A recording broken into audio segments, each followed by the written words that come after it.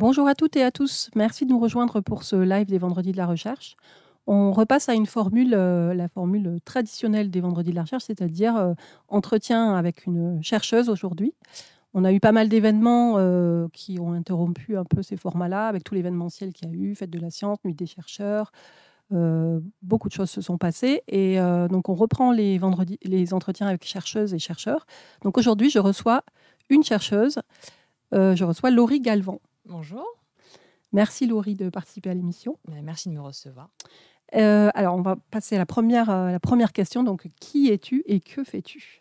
Une question très philosophique. Oui, oui, qui nécessite beaucoup de réflexion. Alors, je suis enseignant-chercheur à l'Université de Nîmes en neurosciences et je travaille sur la thématique des troubles du spectre autistique. Et particulièrement, j'essaie de comprendre comment un cerveau adulte atteint des troubles du spectre autistique fonctionne et comment les symptômes évoluent au fil de l'âge. D'accord. Mais tu enseignes aussi donc au Carme? Oui, Et et aussi en psycho ce prochain semestre. d'accord, ah très bien. Voilà. Et donc Et un petit peu à en Poitiers licence sciences encore. de la vie et en licence psycho donc Oui, bientôt? et dans le master biosanté à l'université de Poitiers. Ah oui, donc encore un petit peu à Poitiers. Donc tu viens de Ouais, l'université de Poitiers, ouais. où tu es resté un Je certain. suis restée 5 ans à l'université de Poitiers D'accord, et j'ai intégré l'université de Nîmes l'année dernière. d'accord. Et tu coordonnes aussi la semaine du cerveau. Oui, j'ai repris le flambeau de Patricia Giannoni qui avait fait un superbe travail lors de cette première édition et donc je reprends le flambeau pour cette année. Donc on attend un nouveau programme pour Tout pour le mois à de fait, mars. c'est un joli petit programme qu'on vous concocte et qui sera disponible bientôt. Ouais, on en reparlera dans les Vendredis de la Recherche. Tout à fait. Très bien, merci. On va passer à notre deuxième petite rubrique, donc qui est à quoi ça sert? Tu fais ça pour Ah. qui? Pourquoi? Et à quoi ça sert donc la recherche que Alors, tu entreprends? avant tout, pour faire reculer les cadres des connaissances actuelles, c'est-à-dire que c'est vrai qu'on est dans une société où on a toujours envie d'a- d'avoir une raison à tout. Avant tout, on fait de la science pour faire reculer les ombres d'ombre, hein, d'essayer de comprendre ce qu'on ne comprenait pas avant. Et moi particulièrement, j'ai essayé de comprendre comment une région du cerveau qu'on appelle le striatum, qui est impliquée notamment dans la motricité fine, dans la création d'habitudes et aussi dans la gestion des émotions, en fonction des territoires qu'on va solliciter, et bien comment cette région est modifiée dans les troubles du spectre autistique et comment on peut intervenir pour rétablir ou atténuer certains symptômes. Donc, je dirais finalement, c'est pour les patients, pour essayer de trouver euh, une approche pharmacologique pour améliorer leur qualité de vie. Alors, plus généralement, pour la recherche en neurosciences, tout ce Oui. qui est cerveau, on a l'impression, on a coutume de dire qu'on ne sait rien, que le cerveau, on sait peu de choses.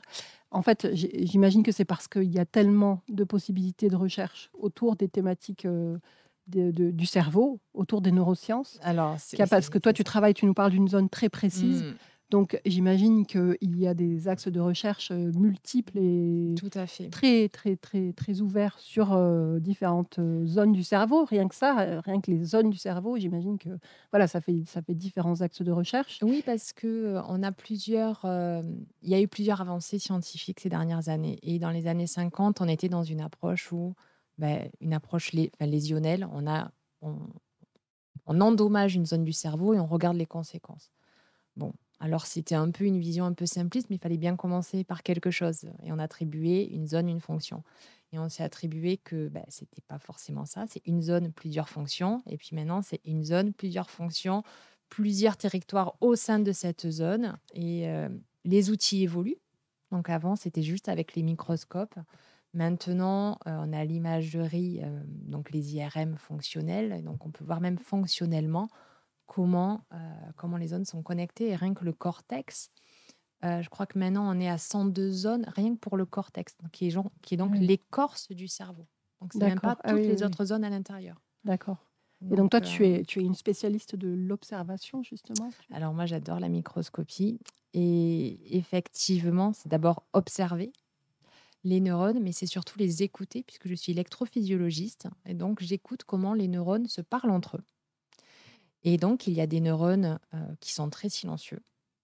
Il y a des neurones qui hurlent dessus et d'autres qui parlent que quand c'est vraiment nécessaire. Alors Et ça, déjà, on c'est leur apprend que les neurones parlent ah déjà déjà parce que tout à fait, ils émettent des potentiels d'action, donc on peut même entendre ces potentiels d'action, hein, il suffit de c'est des intensités électriques, oui, c'est ça, d'accord. c'est une activité électrique, ce qu'on appelle un potentiel d'action. Ils communiquent donc de cette façon-là et on peut traduire, ce message en bruit. Donc on est capable d'entendre un peu comme une petite détonation, donc le neurone déchargé, discuter et donc ils ont tous un mode de communication qui est différent dans le cerveau et ce qui est intéressant, c'est que dans beaucoup de pathologies, ce mode de communication change et la question, D'accord, c'est une fois qu'on a constaté que ça a changé, comment on peut le restaurer? Parce que c'est preuve de déséquilibre. Et d'accord. c'est très intéressant l'électrophysiologie parce qu'on intervient avant que ce soit trop tard. Donc on écoute l'activité de Mmh. ces neurones Voilà, et on écoute ces variations d'activité tout à fait. et on peut aller plus loin que des variations d'activité. On Tout peut à fait, on va identifier pouvoir mettre, des drogues pour voir comment ils réagissent à ces drogues, s'ils déchargent plus ou moins. On connaît, l'action de ces drogues normalement et comment en conditions pathologiques et bien, finalement, ils ne réagissent plus de la même façon. d'accord, Et d'accord. donc on est à une période où on peut encore intervenir. Alors que quand on arrive beaucoup trop tard, les neurones sont morts, on ne peut pas les refaire naître. Ils sont morts, donc c'est trop tard. Moi, je préfère cette période, là qui est, heu, le début de la dysfonction, là où on peut intervenir. Et donc ton travail consiste à élargir, le champ des connaissances sur C'est cette période-là? parce qu'on D'accord, parle des neurones parce que ce sont les stars du cerveau, hein, c'est ceux qui font le job, mais il y a un ensemble de cellules autour qui vont, faire au mieux pour que les neurones travaillent correctement et aussi certains vont les contrôler. Et donc, il y a les fameuses interneurones qui sont là vraiment pour leur dire: «Vas-y, maintenant tu peux y aller. Non, toi tu n'y vas mmh. pas». Et donc, moi, c'est eux qui m'intéressent aussi particulièrement, ces interneurones. Et le champ des connaissances, sur ces interneurones actuellement, il est étendu ou il est fin? Il explose parce on a les outils. On est dépendant des outils que les ingénieurs développent pour nous. Et donc maintenant, on a des outils absolument incroyables qui nous permettent d'aller étudier une sous-population de cellules dans le cerveau. On n'est plus à la D'accord. notion de zone, qui était très macro, on n'est plus à la notion de une seule région dans le cerveau, micro, on est vraiment presque, alors pas nano, mais presque, on y est presque. On va être capable de voir comment certaines cellules, qui représentent pas beaucoup de cellules au final, qu'on pourrait vraiment négliger au microscope, eh bien, avec cette technologie-là, on peut les entendre parler, les isoler. Et Et donc, avec voir tout si ce qui elles est ont un rôle sur ces optogénétique, maladies voilà, justement? voilà. Et nous, on D'accord. avait montré, donc c'est le dernier papier qu'on a soumis avec mon ancien étudiant en thèse, Mathieu Tabot, qui est maintenant docteur en neurosciences. Quand on arrive à éteindre ces interneurones dans les souris qui sont atteintes de troubles du spectre autistique, on arrive à atténuer les symptômes moteurs. Donc, voilà, on est capable finalement de jouer sur quelques symptômes, pas tous, mais pour la pathologie, c'est déjà un bon début d'arriver à isoler les différents symptômes pour pouvoir travailler dessus, pour pouvoir améliorer la qualité de vie du patient. D'accord. Donc là, on est au stade, des essais cliniques peut-être ou, Où là, on est vraiment on est en amont de très en tout amont? ça, oui. On travaille sur les mécanismes, hein, et identifier les mécanismes donc moléculaires. Donc là, le papier va sortir très bientôt. On a soumis les révisions. Euh, mais voilà, moi, j'ai une obsession pour ces interneurones depuis maintenant quelques années. Mais Et tu as on une y est obsession presque. aussi, je crois, pour la zone, qui s'appelle Ah oui, pour le le striatum, striatum. c'est ça. C'est la porte d'entrée d'un réseau dans le cerveau. Et ce striatum, il va tout gérer. Le pauvre. C'est lui qui va gérer toutes les informations qui lui arrivent de différentes régions du cerveau et il va décider si ce message vaut la peine d'être suivi ou pas. Et donc d'initier les mouvements, ou bien d'initier la routine, ou bien d'initier ou d'arrêter les mouvements. Voilà. Donc il est vraiment à l'entrée de tout. Et puis après, il va disséminer l'information à d'autres régions du cerveau. Et ce réseau, on appelle ça les ganglions de la base. D'accord. Et donc c'est très très important pour nous. Et il est où cette zone-là? Donc elle est où? Il est sous le cortex. On nous dit D'accord. que c'est À sous-cortical. Donc, l'intérieur. imaginez tous les petits plis du cerveau que l'on voit. On enlève ça, d'accord? Donc, on est en dessous. Ah oui, d'accord. Et donc, c'est plein de petites régions qui Oui. travaillent Et entre tu elles disais et c'est plus un on va à circuit. l'intérieur, plus il y a d'activité? Ah Plus, ben là, c'est très particulier dans le striatum parce qu'en fonction de là où vous êtes, c'est pas les c'est f moléculairement, ce ne sont pas les mêmes neurones. Il y a d'accord. des neurones qui sont plus un type que d'autres, il y en a qui sont plus en abondance que d'autres, ils vont exprimer certaines molécules que d'autres ne vont pas exprimer, alors que morphologiquement, ils se ressemblent. Donc il ne faut pas toujours se fier à son œil. D'accord. D'où l'intérêt de Ah ouais, l'observation, c'est pour ça qu'il faut vraiment avoir beaucoup d'approches et avoir beaucoup de boîtes à outils dans nos laboratoires pour pouvoir faire de la belle recherche. On ne peut plus se contenter de faire une seule technique. Ça, c'est un peu... c'est plus possible. Oui, et on est obligé d'avoir, du matériel, de pointe, très Tout à fait. innovant, C'est ça. voilà, des équipements qui coûtent extrêmement cher, À j'imagine. l'achat, Oui. mais par exemple en électrophysiologie, c'est cher à l'achat, mais au final, après, vous le gardez pendant très longtemps. Vous changez juste des petits accessoires, D'accord. parce que Ah c'est des oui, oui, belles oui. machines à la base. Et on est Donc, obligé d'avoir des ingénieurs et des techniciens, aussi pour s'occuper de ce matériel et cetera? Ou, alors, c'est les chercheurs qui font ça? Alors, c'est plutôt les chercheurs parce qu'on est un peu maniaque. C'est comme Ah, les gens qui ont des voitures de collection et qui ne laissent personne les toucher. Quand on est électrophysiologiste, on est très possessif par rapport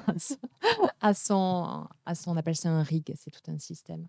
Et donc, on le nettoie à la brosse à dents, on a une protection, on a une cage de Faraday, on n'a pas nos téléphones avec mmh. nous, si on travaille avec de la fluorescence, on travaille dans le noir, voilà. Et chacun prend et chacune prend soin Ah oui, tout à de fait, tout son à petit fait. Ah oui, matériel oui, et oui, oui, oui. d'accord, C'est un petit monde à part, l'électrophysiologie. d'accord.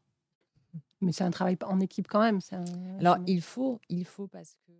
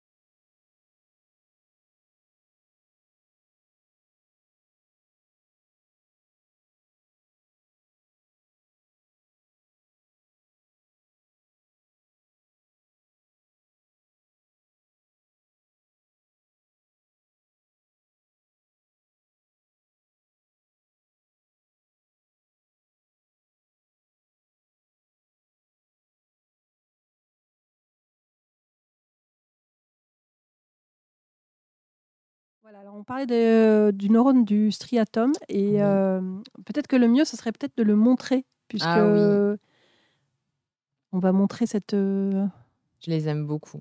cette Mais merveille. vraiment, Voilà. alors moi, je les ai découverts, lorsque je faisais ma thèse, donc en 2007, heu et voilà, je suis tombée amoureuse de ces neurones, donc on les appelle des neurones épineux. Donc si vous regardez, ils ont plein de petites épines, c'est ce qui permet de recevoir les informations des autres neurones. Imaginez plein de petites oreilles, finalement, pour écouter les messages, des autres neurones qui viennent d'autres régions du cerveau. Tout cela va aller au centre, donc c'est, vous voyez, un peu comme cet ovale que vous voyez au centre, c'est le centre de la cellule et c'est là où va se décider si le message vaut la peine d'être propagé ou pas.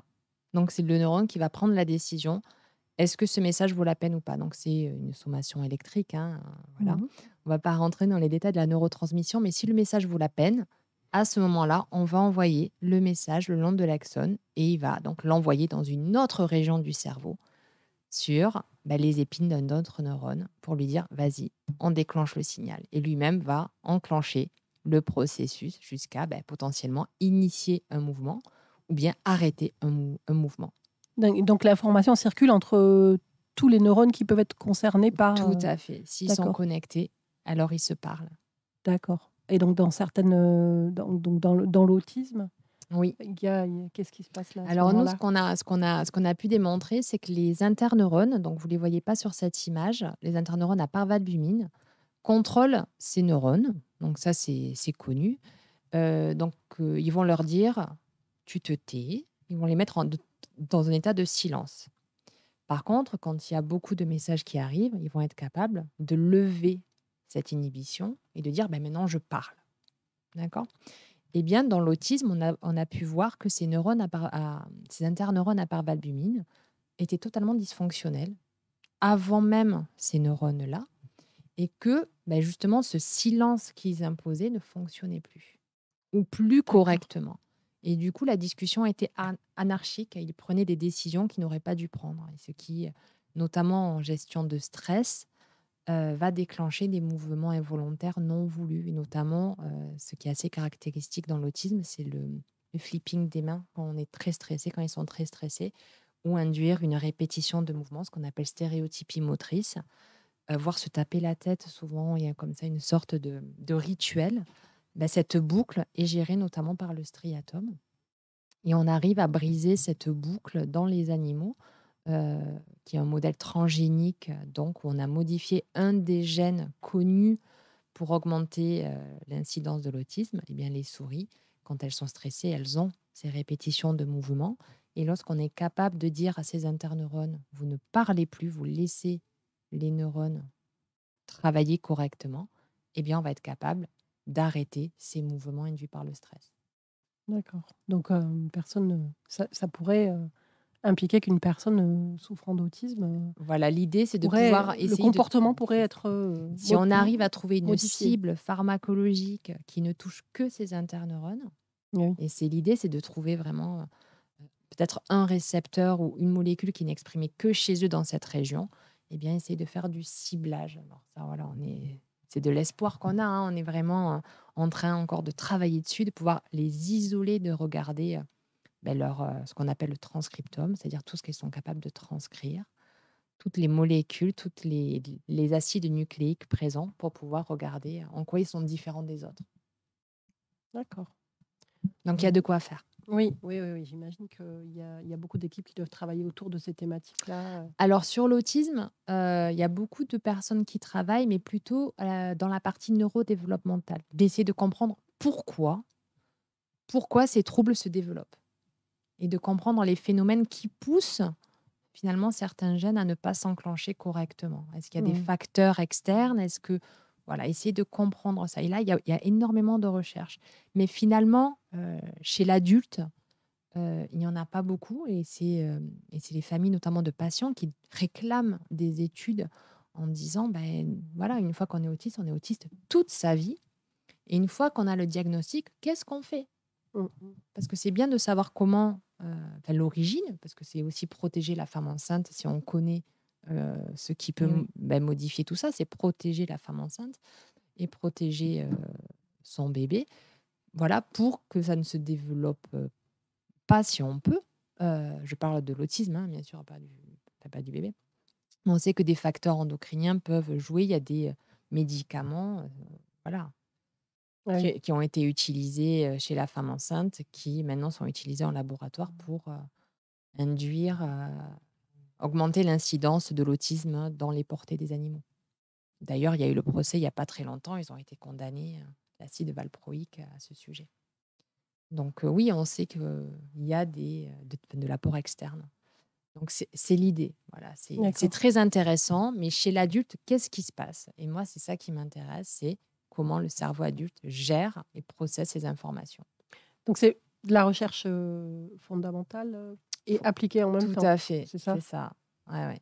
On se nourrit de ce qu'on lit, de nos collègues qui travaillent chez les patients.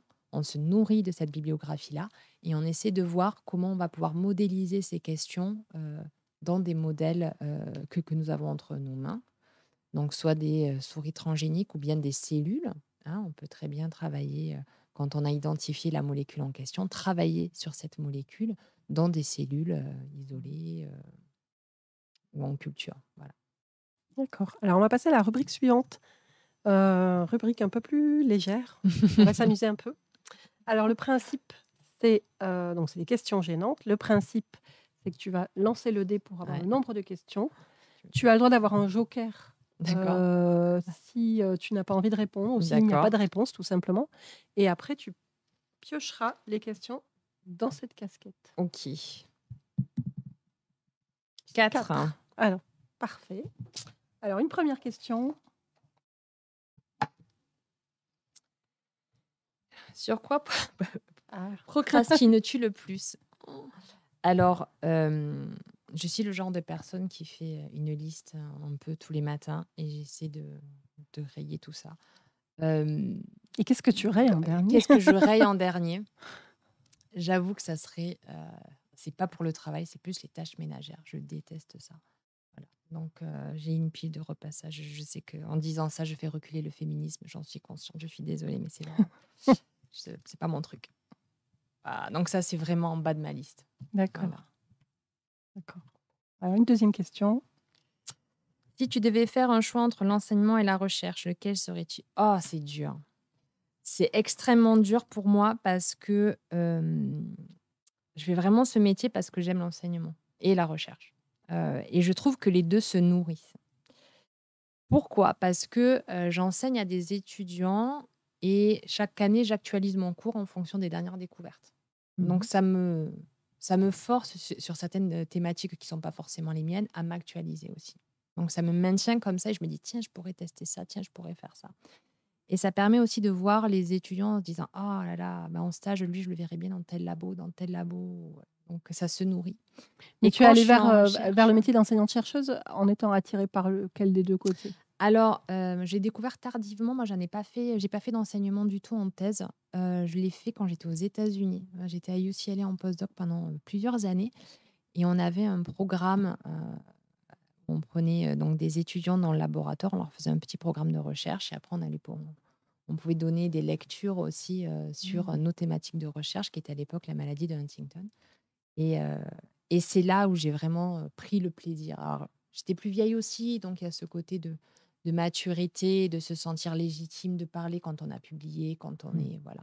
Alors que quand on est en thèse, on peut avoir l'impression que on n'est Oui, c'est plus pas on a ouais, difficile, et puis le delta de l'âge est pas non plus énorme avec les ouais, étudiants. donc c'est moins naturel, Voilà, donc moi, ça m'est venu là où j'ai vraiment, beaucoup aimé ça et j'aime parler comme ça peut se voir. Donc l'enseignement, voilà, j'aime beaucoup ça et j'aime voir les étudiants réussir, en tout cas comprendre. Au moins, voilà, après ils en font ce qu'ils veulent dans leur vie de tous les jours, mais voilà. En tout cas, qu'ils ressortent avec le sourire, c'est de mon cours et voilà et pas qu'ils dorment. Ça oui, ça doit ça être fait dur, mal, oui, ça, oui, ça ça fait doit mal, oui, ouais. oui, oui. Alors une troisième question. Alors, d'après toi, qu'est-ce que tes étudiants pensent de toi? Ah ben, justement, on en parlait. Dur, alors j'espère qu'ils savent, qu'on veut vraiment qu'ils réussissent. C'est-à-dire, on a des étudiants qui sont en réorientation et des étudiants qui sont pas, ils savent qu'ils veulent pas faire de master, qu'ils veulent s'arrêter, mais c'est pas une raison, on les laisse pas tomber et je pense que, j'espère qu'ils savent que, on a vraiment à cœur, enfin tous les enseignants-chercheurs que je connais, leur réussite, en tant que personne. Voilà. C'est-à-dire, il faut toujours ce que je leur dis, essayer d'être la meilleure version de vous-même. C'est pas forcément celle qu'on attend de vous, mais vous, votre meilleure version, c'est quoi? Donc on essaie de leur donner des outils qu'ils vont pouvoir utiliser dans la vie de tous les jours. On espère et parce que ce sont des ambassadeurs, finalement en biologie et à l'heure de Mmh. la désinformation, même s'ils en savent pas beaucoup, bah, c'est peut-être plus que certains et donc ils ont aussi ce rôle à jouer là. Ils sont pas juste étudiants passifs, heu, ils sont là aussi pour dire: «Ben non, ce que tu as entendu ou tu as lu sur Facebook, ben c'est pas vrai, on l'a vu en cours, on a» voilà. Donc j'espère qu'ils voient l'intérêt de ce qu'on fait pour eux. Bonne J'espère. Je leur réponse. demanderai cet après-midi. Dernière question. Quel est ton plus gros défaut dans le travail? Oh là là, je vais vite, je vais vite. Il faut que ça aille vite. Ah, Je sais c'est pas de l'impatience, mais j'ai une idée et je me dis: «Oh, elle est jouable, elle est jouable, ça peut se faire», et j'aime la voir se concrétiser, rapidement et je sais que c'est un défaut et je m'entoure de gens qui me disent: «Calme-toi». oui. J'ai appris à m'entourer de gens qui me disent: calme-toi, on va le faire, Oui, on va parfois, il faut prendre le temps. anticiper toutes les incidences, et C'est cetera. ça, c'est Ouais. ça. Alors que moi, je suis plus de on y va, on fonce. Un peu à l'américaine. Je pense que j'ai beaucoup aimé mon temps là-bas aussi pour ça. Parce que c'est très, bah, tu testes et puis ça marche pas, ça marche pas. Et c'était pareil pour les projets. C'était, t'as une bonne idée, bah, teste, on verra. En France, on Peut-être est avec plus, un peu voilà. plus de moyens pour tester. Oui, oui, oui, oui. On n'est pas sur la même échelle. Mais en même temps, il faut du travail derrière. C'est pas on te donne de l'argent et puis Oui. avec l'idée, c'est-à-dire que derrière, il faut amener des résultats. Ça marche ou ça marche pas, mais il faut montrer qu'il y a eu du taf derrière. Donc voilà, ça c'était bien. Mais on peut aller au burn-out facilement aussi. J'ai vu des collègues aller au burn-out. Oui, parce qu'il y a pas de limite Il n'y dans a pas de ce limite cette dans ça. démarche-là. Donc c'est pour ça Ouais. que je m'entoure de gens qui me disent on va se calmer, c'est une bonne idée. On en a assez sur notre plateau maintenant. On va décaler. Donc c'est bien aussi, ça permet de faire mûrir, de penser, de réfléchir. Mais ouais, je m'entoure beaucoup de gens. Je suis toujours en contact avec mon ancien directeur de thèse, avec mes anciens collègues. Et on parle souvent, on se voit aux conférences. Et c'est pas juste pour recenser le bon vieux temps. C'est vraiment, bah, allez, on refait le monde. Qu'est-ce qu'on ferait différemment? Comment on créerait une nouvelle société, un nouveau laboratoire, un peu un truc. Et ça permet comme ça de donner des idées, de réfléchir. Voilà. Tout ça avec un petit peu de vin. Avec modération. Oui. Avec modération. Merci, Voilà. bah, merci pour tes réponses à ces questions un peu, Je un les peu remets pour les décalées. prochains. Et on va passer à la dernière rubrique de cette émission, qui est la rubrique de la page blanche. Alors, je vais te demander de nous dessiner ou nous écrire quelque chose en lien avec tes recherches. Alors, Et on gardera ton œuvre comme une œuvre d'art. Elle risque d'être exposée. Je oh là t'avertis. là. Alors, je vais tenter de vous faire une tranche, une coupe coronale d'un cerveau de souris Mmh. avec les régions qui m'intéressent. Hop, hop, les faisceaux là. Hop. Alors, il faut que je vous fasse la légende. Oui, J'enseigne c'est important. l'histologie Oui. et je dis à mes étudiants, mettez bien les Ah, légendes. les légendes, oui, oui, oui. Alors, hop, Un schéma comme ça sans ici, légende, vous allez avoir votre cortex moteur, ça pourrait le être un big Pokémon, par boss. exemple. Ah oui, alors, ça aurait pu être une mitochondrie, mais après, si vous me lancez sur les mitochondries, on est là jusqu'à 15 heures. Donc, je me suis dit, on va peut-être pas faire. C'est pour un prochain. Ça, c'est le fameux striatum. Avec des cœurs autour. Allez, je vais faire plein de petits cœurs autour. Mais je travaille sur cette région depuis toujours. Et j'ai pas changé. J'ai changé de pathologie. Je travaillais sur la maladie de Huntington. Et maintenant, je travaille sur l'autisme, mais toujours sur cette même région parce que je la trouve vraiment fascinante. Et ça, c'est le corps calleux. C'est de la substance blanche. Et alors, vous avez tout ça en haut, c'est du cortex, mais celui-ci, c'est le cortex moteur. En blanc, c'est ce qu'on appelle la matière blanche. On a la matière grise, la matière blanche. Voilà, ça, c'est la matière. Ça fait partie de la matière blanche. Ce sont des fibres. C'est ce qui permet à vos neurones, notamment de l'hémisphère gauche, de communiquer avec ceux de l'hémisphère droit et de l'hémisphère droit à la matière gauche. Donc, quand vous avez un problème au niveau de l'épaisseur de cette fibre, il y a souvent du retard mental associé. Vous avez les petits yeux, mais en fait, ce sont des ventricules. Parce que vous avez pas juste du tissu dans le cerveau, vous avez du liquide qui circule. Oui. C'est le même liquide qu'on va retrouver dans votre moelle épinière. Vous savez, quand on voit dans les films qui font des ponctions, c'est ce même liquide qui circule dans le cerveau qui permet d'éliminer les débris, ce qu'on appelle du liquide céphalorachidien. Donc, ça circule notamment par ces petits trous-là. Ce sont des ventricules. Et le striatum, ça occupe cette zone-là. Hop, juste là. Vous voyez, pris entre ces... Ça, c'est aussi la matière blanche. C'est juste. Voilà. Très bien. Je mettrai le titre après parce que il faut sinon signer les étudiants vont me reprendre. Ouais. Bon, après, si vous voyez des tags dans la rue comme ça, vous savez que c'est moi. On va pas être 50 animes à faire des coupes coronales de cerveau de souris. Mais oui, voilà. Très bien. Ben, merci beaucoup. On va parler peut-être de la suite des programmes de Twitch. On va parler de l'émission que tu vas animer, la nouvelle émission. On va lancer une émission qui va s'appeler Neurotrip, où on va voyager un petit peu dans le temps. L'idée est de vous faire découvrir les scientifiques qui ont participé à les grandes découvertes en neurosciences et l'influence qu'a eu à l'époque la société sur ces découvertes.